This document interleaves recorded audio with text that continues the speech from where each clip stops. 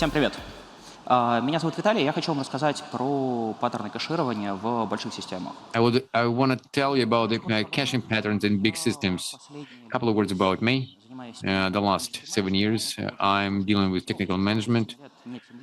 More than 7 years, I'm responsible for big parts of development. I'm working with big systems. Больше 10 лет. I work with big data for more than 10 years, and the most important thing, so I love caching. And at every conference, I talk about caching. I love caching, so and how it all works. So Считаю хорошей темой рассказать про кэше. Вот. Дисклеймер раз. Я искренне считаю, что ChatGPT... So I think все, что so everything that we can from ChatGPT from one request and from you can I can describe it briefly, but I'm sure people don't need it. And if we're talking about a review, so if you need to resolve a task and ChatGPT can do it on its own, so it's not that important. But in order to ask a proper question to ChatGPT, you need to understand how the whole thing works, how the architecture works, and there are different approaches to this. And this is what this presentation for. It's very subjective. If you are here for objectivity, so it's not here. I will be talking about my personal opinion and through how I understand the whole thing, what is caching. So, and I think that the code in Go can easily be read. So let's go on.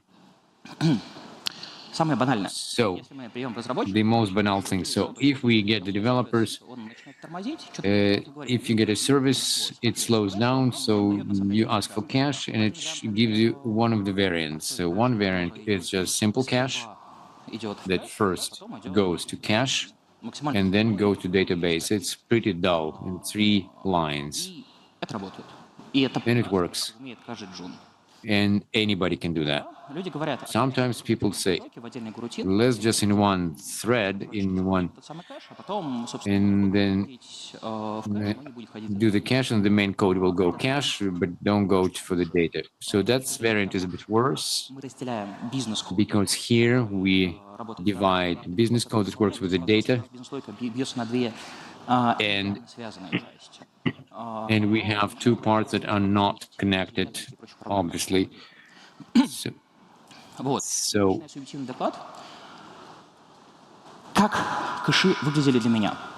how I see caches 12, 20, 12, and I'm passionate, and so PHPs, I work in top phase company, and there are many servers, 10,000 RPSs, and cache Redis. There are many other things, hundreds of tables, so and stacks, and all of that is supported by a couple of dozens of developers. And I was a person there who was dealing with supporting the architecture of this whole thing.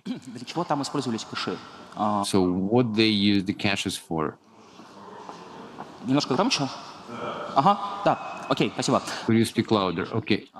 So caches. Мы хотим набирать PHP-шников. Это purpose of the cache. So we need to have PHP, and it's very easy to use in business code.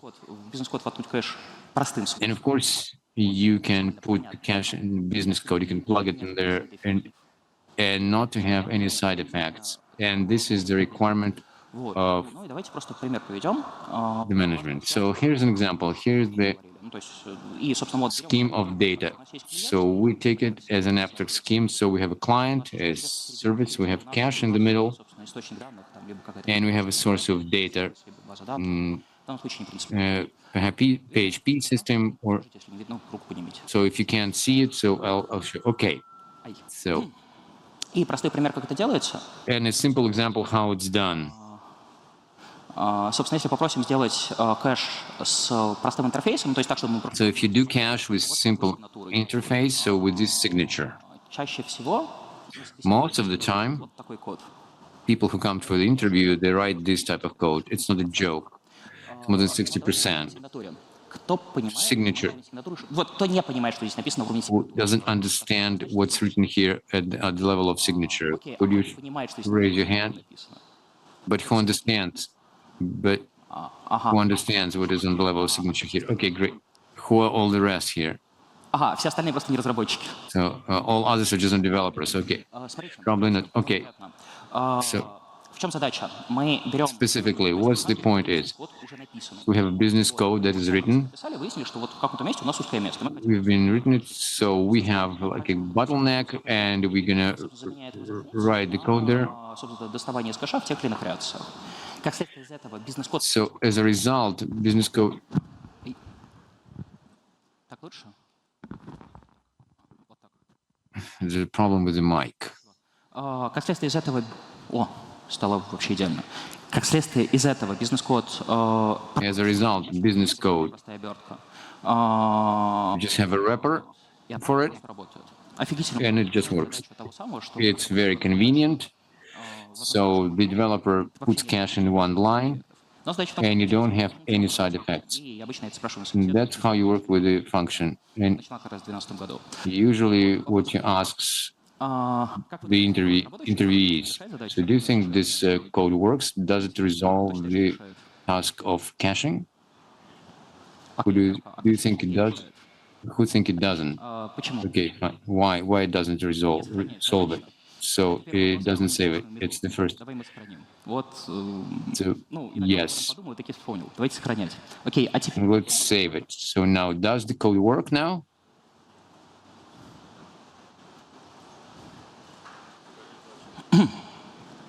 Ну, на самом деле работает. In fact, it does. У нас часто система под капотом довольно... Oftentimes, under the hood, the system is very slow, and we have 10,000 and 100,000 RPS. And when you write something like that with simple cache, and we just shut the system with 10,000 RPSs. So how to deal with that? Any ideas? Можно громче? Could you say it louder? Смотри, тут проблема не в сохранении, тут проблема в том, что если у нас в кэше... Yeah, the problem is not in saving. So if all 10,000 threads that come in, Тогда что? Ага. you just queue them. Но это все тоже усложнение. Ты... It also complicates the whole thing. Есть мысли, как это сделать проще? Вот именно с сохранением сигнатуры. Do you have any ideas how to do it simpler?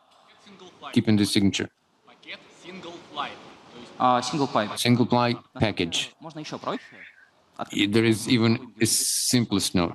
Распределенный You can do mutex, like this. по юзеру, но в целом это не принципиально. Usually it does it by user, Все функции сами собой упорядочиваются. and all functions are put in order on their own. Вот. И, собственно, если задать такой... So, and if you В целом разработчик пишет вот такое. make this task, make this goal, then developer does it. So do you think the code solves the problem we have?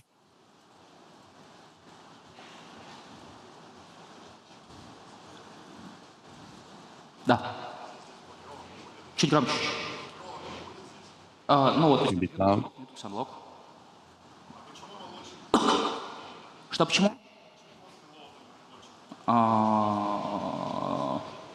Потому что Mutex дорогой. Bitx is very expensive, and Как бы, если ты можешь мьючить... Ну, то есть, да, ты прав, если мьючить до... yes, you're right. Лучить до Mutex будет лучше. Но If you, это так, потому что мы оптимизируем производительность, но мы об этом but думаем. you do it like this because we optimize performance. Есть мысли? So does this code work? Что работает? Корректно. Who thinks it works? Окей, кто думает, что он работает некорректно? Who thinks it works incorrectly? Кто думает, что некорректно работает? В чем Two проблема? hands. So what's the problem if it works incorrectly? Sorry, the microphone, we can't hear the question. Здравствуйте. Мне кажется, у вас I think на чтение data race on reading the cache. Синхрон, ну, то есть Cache without data race. там либо база, либо локальная память. Тут нет... It's either that database or local memory. So it does it У нас задача очень простая. Мы хотим, чтобы... atomically. The task is simple. We want the service not to shut down the system because of the load. Сейчас. ограничение на размер кэша. Yes, there is a limitation for the size of cache. We speak about it later. Проблема здесь вообще в другом месте. Я ее хочу The подчеркнуть. problem is in a different place here. Такой код, реально, See, пишет каждый первый разработчик, искренне уверен. so this is the code that every coder writes this, but the problem is that the difference between this code and that code is not different. There is no indifference between them. Так и будет вызываться. It will return getter 10,000 times. It will do the same way here. Делаем двойное чтение. In fact, we do the double reading. Вот. Это паттерн, который важно знать. This is the pattern that you need to know, you need to remember. So if you're working with any blocks and any synchronizations, so you need to do the double reading. Это не тривиально. Double checks. It's not trivial. This is what every person actually misses. Я принципиально считаю, что этот разработчик вот такой не может генерировать через 10 вопросов формата, а если I think плохой разработчик.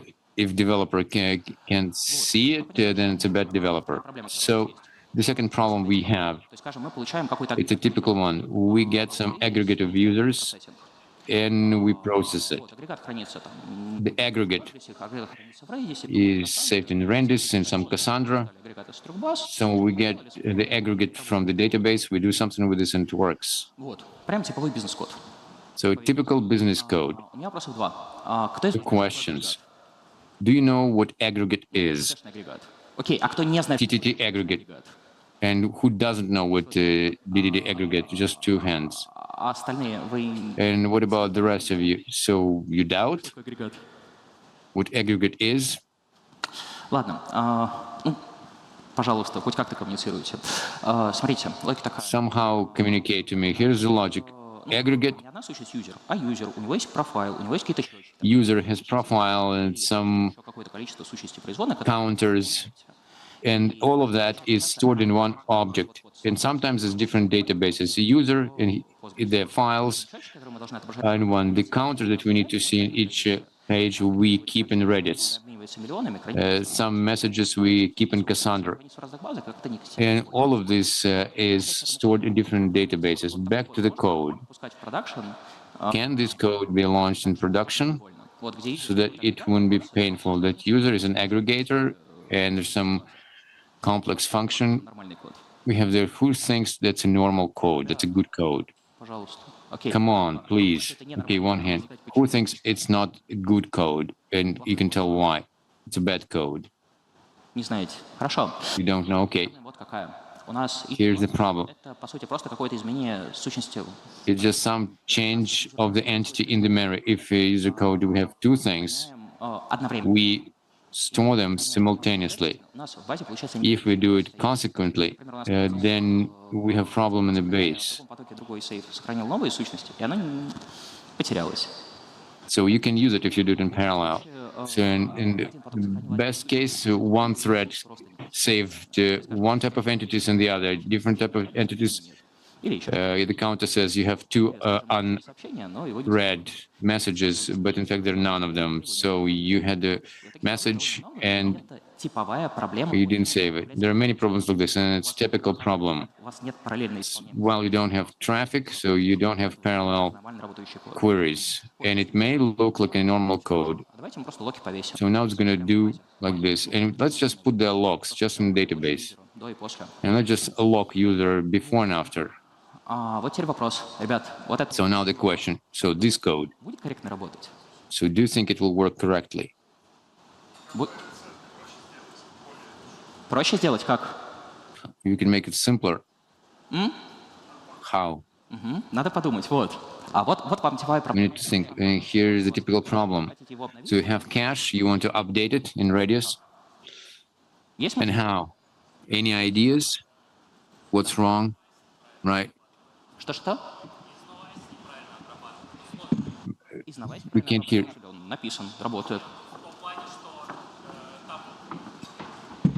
Sorry, we can't hear it. There's no microphone. Проверкой. Кажется, лог неплохо взять перед проверкой, что You can put log before the check. Правильно, правильно. Yes, right, correct. Говорили только что. This is what we spoke about before. Раз сделать чтение.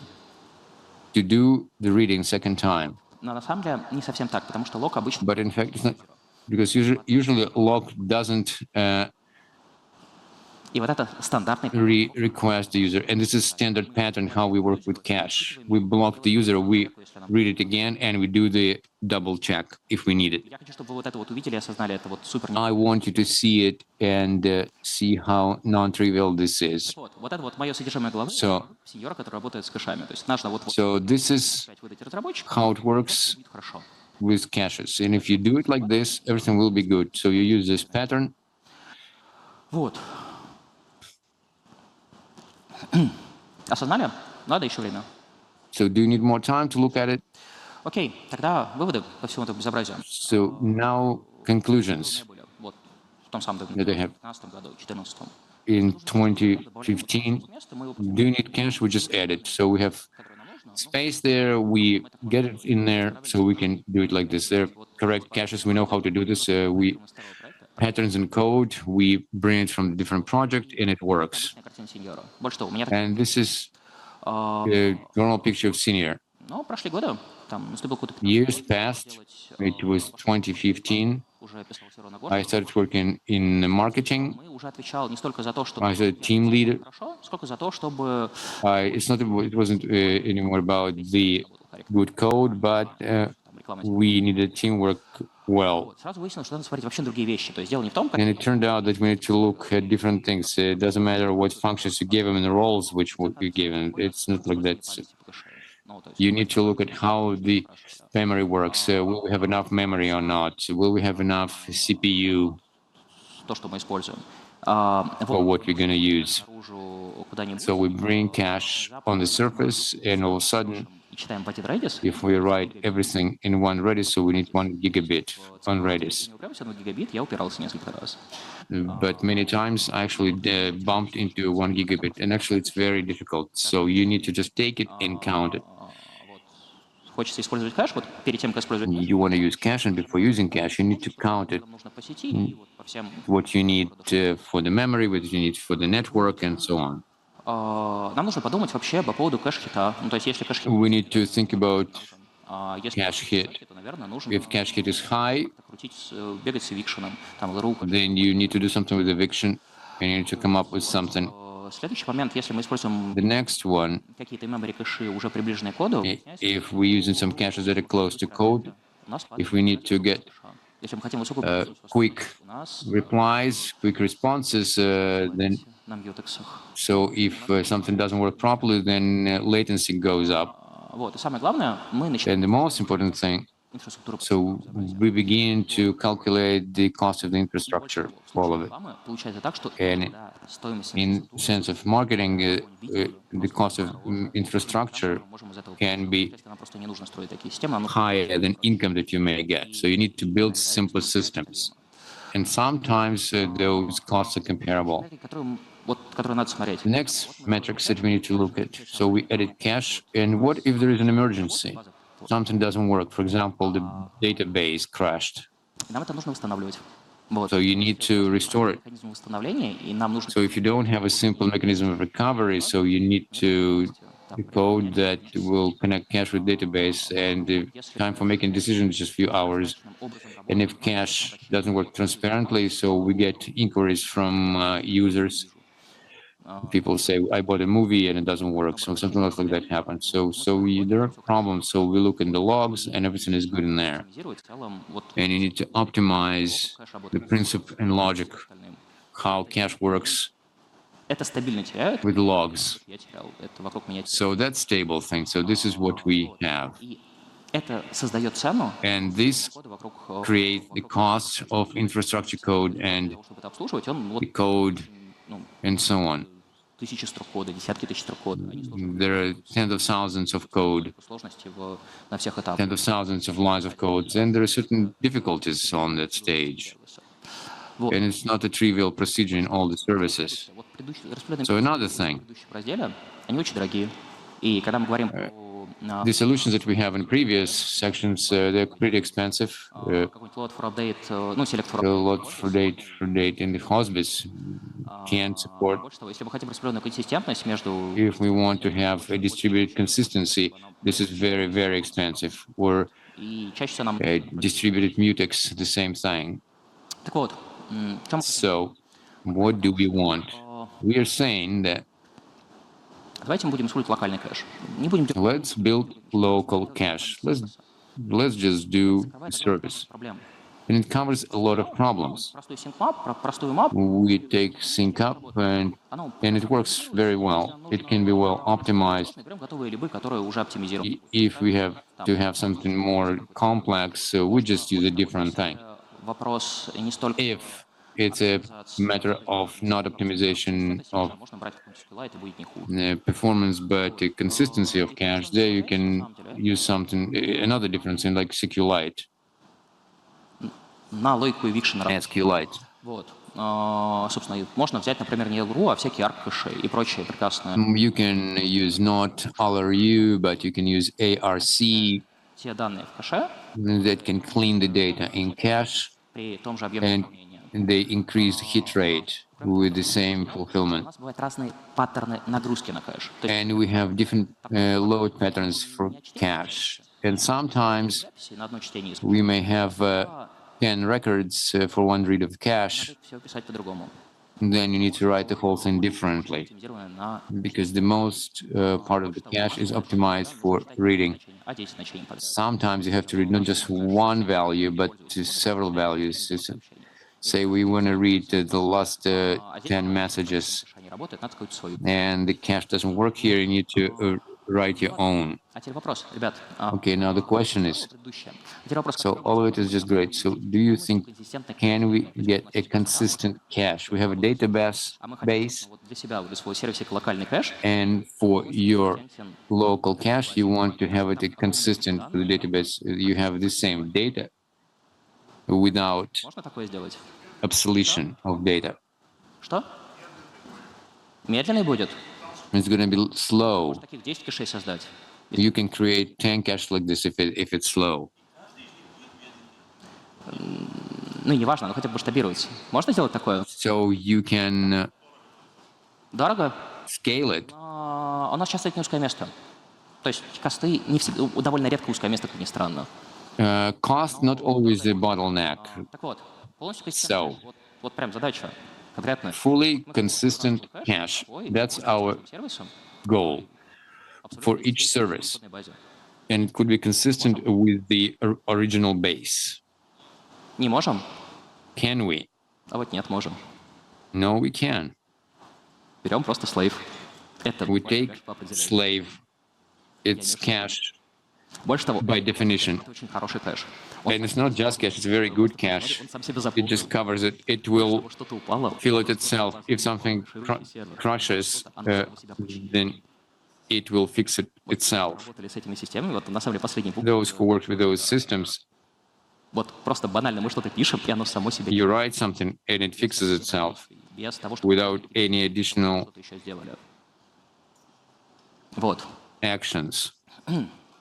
Больше того, мы можем пойти в другую Moreover, Мы вместо того, we can go to a different direction. Instead of taking convs, we can keep all the data in Redis и вообще не использовать кэши. Ну, то есть вроде как это and without using cache at all. So we have database of cache, but we're using internet storage. It works. So we didn't need cache. Вот. Больше того, вот это внезапно для меня инсайт. Куки. And this is another insight, cookies in browser. It's also cache. Мы просто отдали в браузер какие-то данные. So we gave some data to browser returned it, and it keeps it in its cache. Практически магически работает. Ну, то есть It works magically, неожиданно, что мы можем вот какой-то небольшой объем. unexpectedly, that a small Вот об этом надо один раз подумать, и после этого становится очевидно. volume of data and keep it on the client, and Вот. И все вот это вот может решать задачи. all of it Ну, вот, кроме can систем в духе там. resolve some of the tasks with Часто незачем. Куки сделали. some работает. complex systems that don't need that. Ну, глобально, на самом деле, через там 3-4 года Globally, я пришел к тому, что 3-4 years later, вот огромное количество отходов there is no correct cache. применяется. There are just different types of cache that can be used according to its purpose. Шире. Ну, то есть In fact, you need to look broader. можем хранить в других системах. You don't have to use caches. You can use some other system. You can use cookies, Это решает наши задачи. and it will solve your А problems. дальше пошло время. And then time passed. 19-20 год я It was 2019, 2020. ну, менеджер разработку целиком. I wasn't just a team leader. I was managing the development. Например, вот нам Ого. нужно отдавать файлики. For example, we need to Файликов. provide files, many files, the terabytes of files in movies, for example.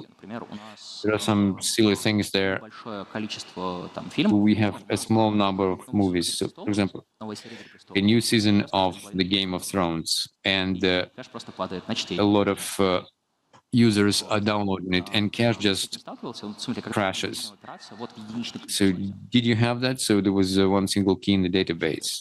One person had that. Okay.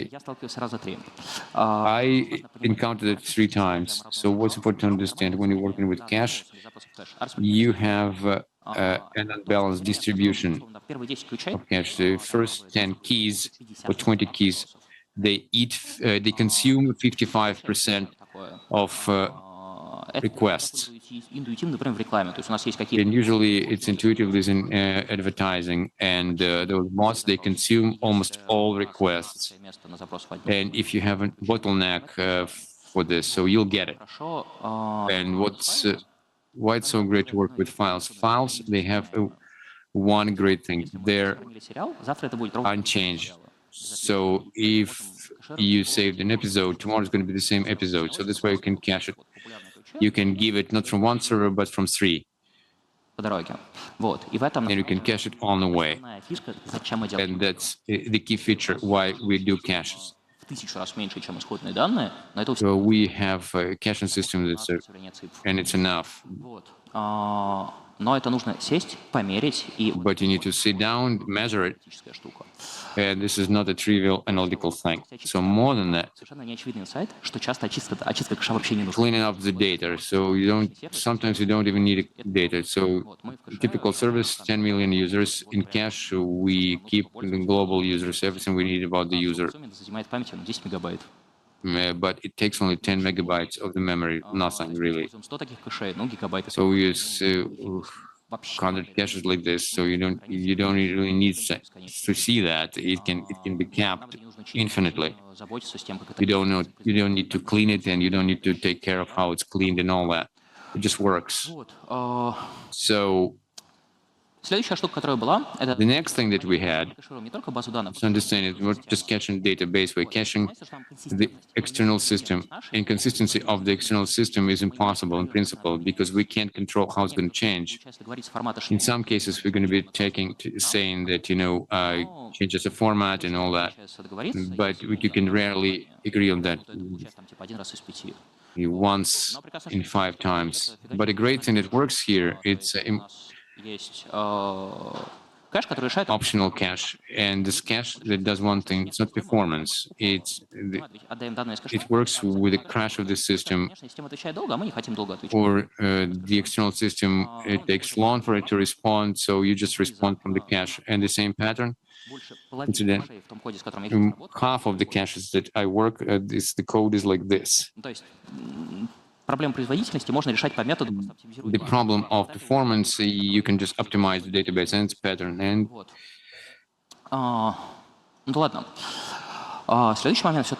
the next thing, we can give caches to the mobile phone, so that they wouldn't be consuming it for each request, but they were keeping the data, and they would work with this, and they wouldn't be doing thousands of VPS, and testers didn't see it, and you can see it, and you can just for the users and for us. And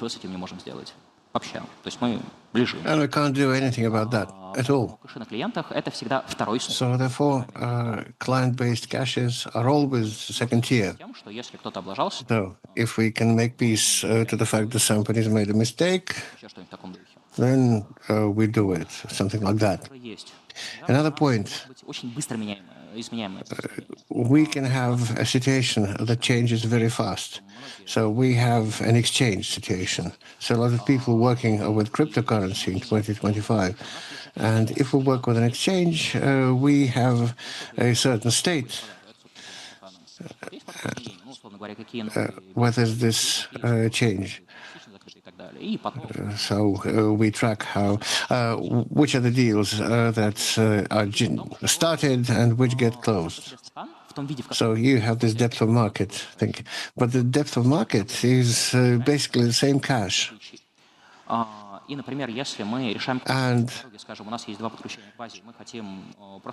if we have two connections to the database, and because something happens, we want to sync them, we probably won't be able to do. For instance, I spent about a month trying to fix this problem, so it should work correctly. Which means that in these cases, well, we don't call it cache consistency. Or we spend a month to solve a very simple problem with a cache. Another discovery. The local variable in the code is also cache. Same kind of cache for a general variable, with all the specificity that I mentioned before, with mutex and things like that. So if we do something in the code, these are the same kind of caches, also cache. But coming back, there's no right cache. There's just an architecture built correctly, designed correctly, where caches will work. And actually, the most important thing is that we've been able to build the right architecture. We drew up the right kind of caches, and we are hoping that it's going to work. But in actual practice, it may not.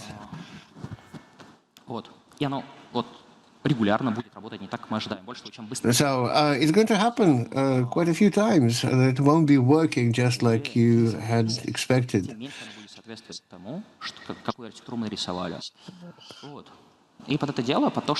So, because this holds true, that the architecture is always bad, we need to change the approach. Let's try to do without cache at all. We may not use it. We can just take the right in-memory database and work with it direct. Well, it will hold 1 million in a specialized storage, 100,000 in regular. Well, you can actually ramp it up so that it would hold 1 million, so we won't need a cache at all. But you just need to optimize the call, the requests. We can set up the database correctly, and it will work. Or we can keep caches in production, but very simple. At the level of variables, for instance, we can keep caches on a variable level, but we won't use any large, sophisticated caches. So we won't be having this problem of cache consistency. So why do we need consistency? Well, for instance, let's make some separate services which has updated data where all the changes are collected. There are companies like VK that just do file readers in Postgres and just save changes directly. It's complicated, but it does work. If we can make it so that the data shouldn't change at all, that will make things much easier. So basically, whatever we save in that case remains consistent. We've written some reports compared by the user and nothing else.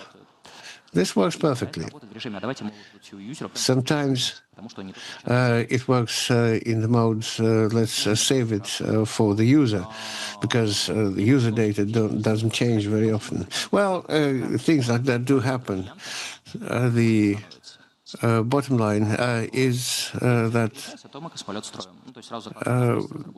it'll have to be addressed one by one. Or you have to build a spaceship.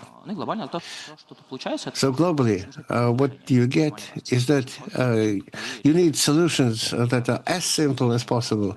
The dumber the solution, the simpler it is, the better it is, and the more guarantee that it will work. Now about constraints. So if you take cache as a theory, there are not so many restrictions, not so many constraints. So by volume, by throughput, by performance, by the structure of requests.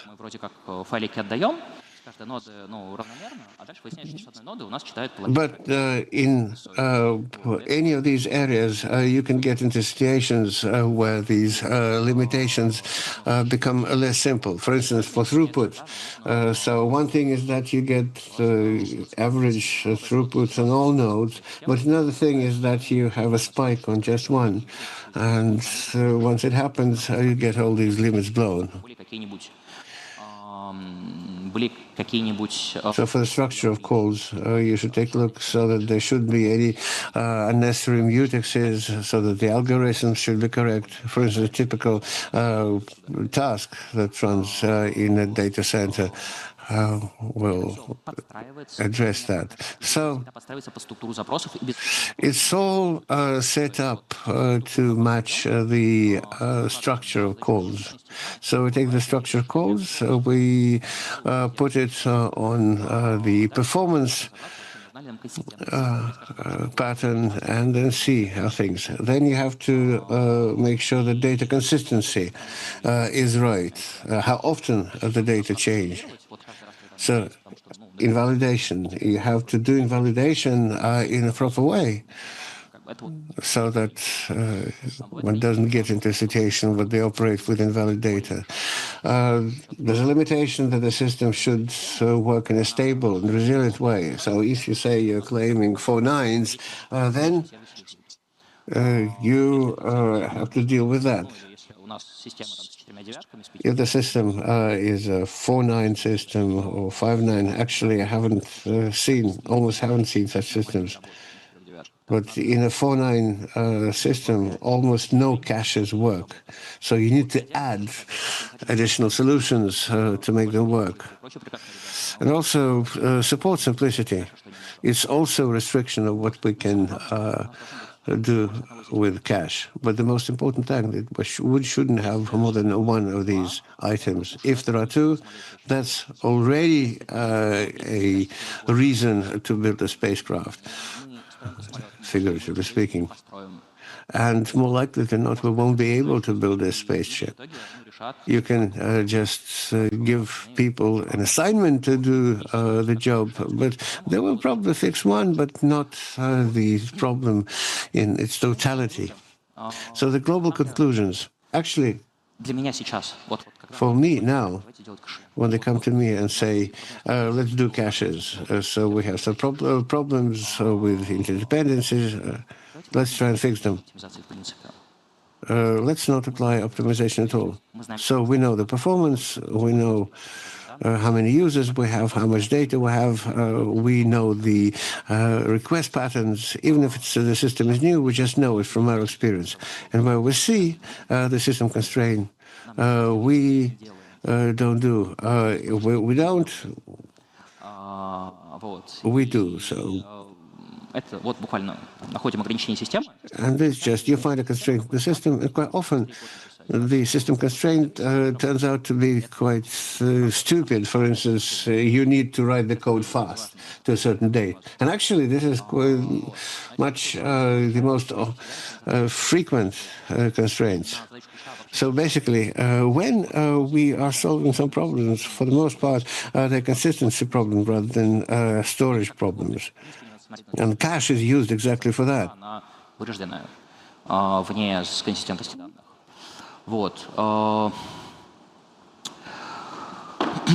It makes sense when we're solving the problems, is to look at the architecture as a whole.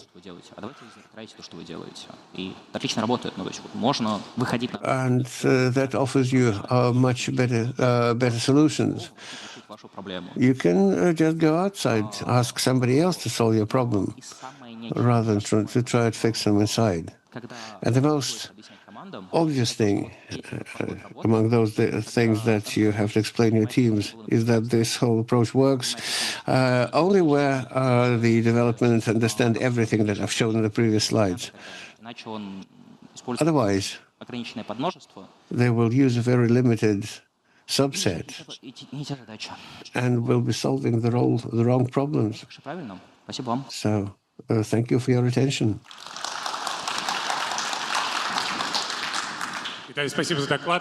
Thank you for your presentation, Vitaly. Hey, guys, you can send your feedback and evaluate this report, this presentation. So, questions, please. Please use the microphones and make the most of this moment. Hello, thank you for your presentation. The question is how the cache that fully supports the consistency, how does it support writing and accelerates requests at the same time. So we have reads from the cache, and it is supposed to support consistency fully. How does it write and accelerate at the same time? Cache, okay. Тут кнопочка есть? Is there a button? Вот вижу. Кнопочку. There's a button. Так, еще раз. Как поддерживать консистентность кэша? How to maintain the cache that we were talking about. You said that it's fully consistent. How does it maintain consistency and acceleration at the same time? Look, you have Postgres, just one. You know that it supports 10,000 calls per second, and then it goes down, and you need 20,000 or much more.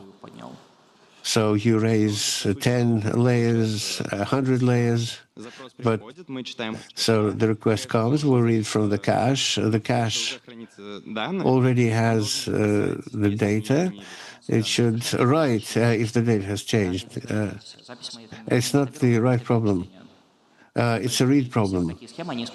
So all these schematic are used when there are 1,000 or 1,000,000 times more reads than write. So typical application, typical workload is advertising. So you write once and then people read it millions of times. So that's a typical example where you need 10 layers. Got that? Thank you. Thank you for the question. Please use the microphones. Yes, let me remind you, we have presents for the best question. Один позитив, другой от Wildberries, да? Два подарка. There are two additional presents from Cognitive and Postgres. So you said that it's too expensive if you build an aircraft. It's half a year of development, but computers also cost money. So have you at Wildberries solved the questions of upscaling, downscaling the cache depending on the time of day? For instance, we know that at night the load is lower and in daytime it's higher, so you downscale to save resources. Well, okay, what kind of resources do you talk about? What, for instance, I can speak about the examples of another large company, also a marketplace, and they're not talking about dozens of Redises, but about 1,000. So if the load is normal, then it supports 10. If not, 1,000. We're not going to keep 1,000 hot. You need to support 10. When your load can grow 1,000 times, it's a rare case, but you need to do dynamic scaling. That's a narrow case. We're solving the problem of unexpected upscaling. How do you solve it? You just reserve a huge amount of resources. Well, we have a certain number of Redises in the internet. We scale the storage rather than users. But you mentioned the database, it's Postgres or something. Does it work better? No. The key thought is like this. People think a lot about dual scaling, and it's not a problem in actual life.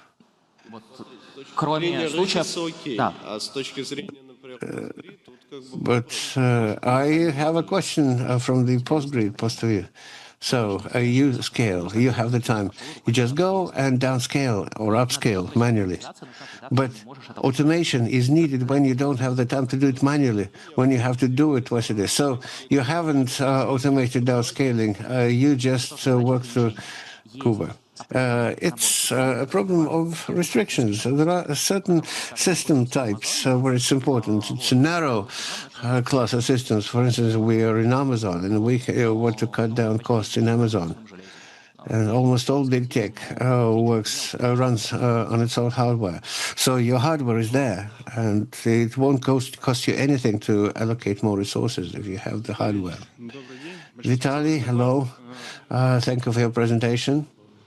Vitaly, hello. Thank you very much for your presentation.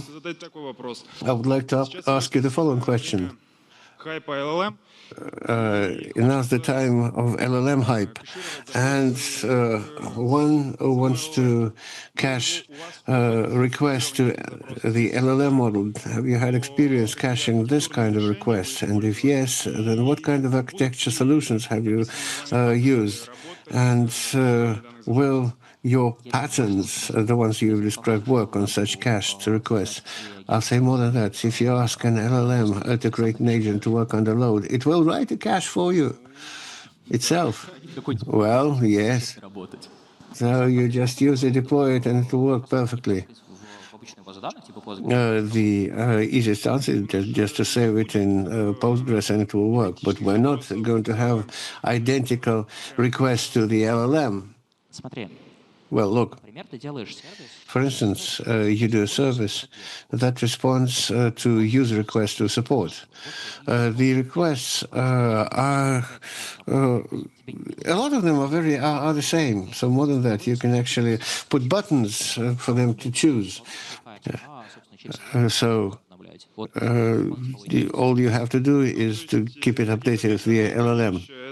So some vendor storages, will that be an overkill, or does it happen?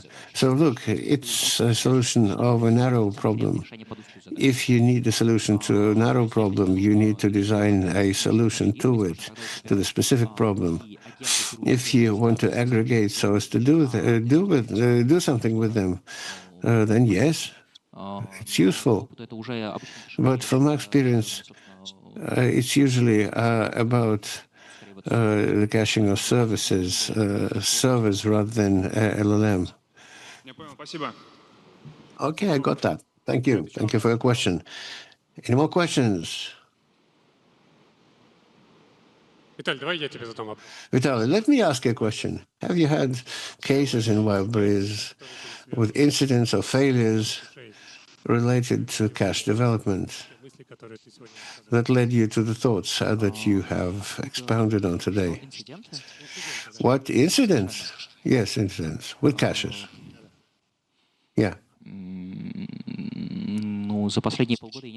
Well, over the past 6 months, I haven't heard about any large-scale incident with caches. And over the past 5 years, well, over the past 5 years, Wildberries changed several times. So 5 years ago, it was an absolutely different company. Everything was different, so it makes no sense comparing. So one can talk about specific services. For instance, the seller's portal has one problem, the bank has others, buyer's portal has other problems. Okay, got that. Thank you. I see we have a question. Hello, thank you for your presentation. My question is a bit aside. Have you had cases in the team where the guys wanted to build some spaceship in terms of cache, make a popular solution, not seeing a simpler solution? What did you do about such situations? So there's no ideal. There's always some system of constraints. But that leads us to a different problem. It's a problem of hiring, whom we hire and whom we don't. We want people who have, soft hands, and we get people with soft paws. We want to have hard professionals, we hire hard professionals. I prefer hiring hard professionals. But those who prefer simple solutions and who can work on their own. Вот. И как раз вот за счет второй части And just because of this second part, you managed to bypass the problems that I mentioned. So, for instance, so that people shouldn't solve the problems using ChatGPT. So that's why I formulate problems in a way that would imply that people know how to solve problems themselves. And what to do with people not being able to do that? Well, I'll teach them. It takes a long time. It's difficult. You have to overcome a lot of hurdles. Quite often people don't want to learn, saying that he doesn't want, but it's your problem rather than his. So they don't understand that it's a problem. даже если ты очень сильно попросишь и будешь его бить. Well, even if you hit him, they won't solve your problem. So then we need to solve the motivation problem and either teach them or say goodbye or make peace with them. Thank you very much. Thank you for your question. Next one. Yes, I have a question. Thank you for the presentation. Can you please say which architecture do you use for design in library? Pure architecture. Yes. So in different parts, different. There's no single standard. Libraries employs thousands of engineers, and there's no single standard. So we're hexagonal architecture, layered architecture in other cases, something else in other places. So on the final question for today, yes, thank you for your presentation. My name is Vladimir. So my question goes like this. We were talking about slaves in puzzle, and there's a problem with a replication lag. And sometimes we run into a need to have the data updated as possible for reading. So how do you solve this problem? It's either you do have a problem because you've already set up such problems, or you go to a Postgres consultant who explains what to do. So if your Postgres lags behind and you go to the chat feed, first they'll send you a lot of links for recommendation, but only then proceed to helping you. But on a serious note, just like what I said about LLM, so you have this problem, ChatGPT. You ask, what does ChatGPT to the Postgres configuration? And it says you do replication like this, and then you set the timing, and replication will not be just lagging behind, but it will just disrupt. And on the whole, it's just about day-to-day regular work, the work of a regular engineer. If you want, I can explain it to you in detail on the sidelines, one-on-one. But in 2025, it's no longer a problem. You have chats, you have LLM models, and all questions of this kind get solved in a minute. Thank you. Thank you. Thank you for the answers, for the questions. And now the moment. Please choose two prize winners. Okay, in the beginning there was a question. I don't quite remember the first question. Who? Raise your hand. That person? About scaling. Yes. Okay, come to us and we'll hand you a prize from the Peter Publishing House. Книги — это важно, читайте книги. Books are important, read books. And the second prize winner? Your applause, guys. Так. Ага. Can you hear me? There was a lady who asked about conflicts at the end. Там была барышня в конце. Once again, there was a lady at the back row who asked about conflicts. Come to us. Well, she's already sat down working for her laptop. Well, that's the right kind of engineer. That's the way. Don't you work for Wildberries? No. But I'm collecting prizes from Wildberries. So applause to the speaker. Vitaly, thank you. So thank you. It's done. Thank you.